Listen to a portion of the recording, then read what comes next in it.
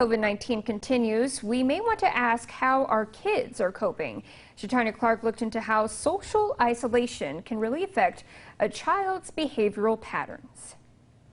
We've been really worried about him, and we watch him really closely, and have been trying to look for some different things for him to do. Carrie Goins says since COVID-19, her 3 boys are responding differently to having stay home, not spending time with their friends. The 5-year-old's been pretty happy not to be at school. The 7-year-old really struggled with homeschool and being away from his friends. But it's her teenager, Ethan, that raises the most concern. My 13-year-old has autism.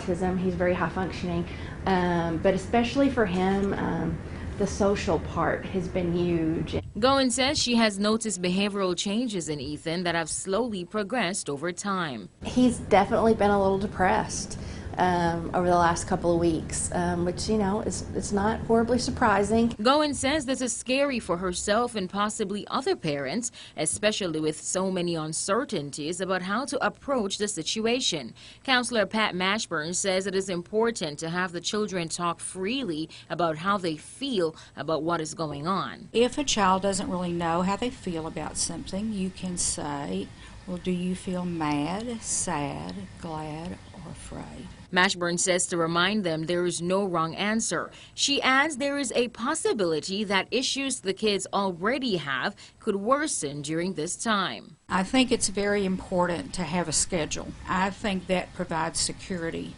because there are a lot of things they can't control, but they know what's going to happen on that schedule. Parents like Goins are being advised to be calm because children will do as well or as poorly as the adults around them do. Shatanya Clark, KFDX 3 News.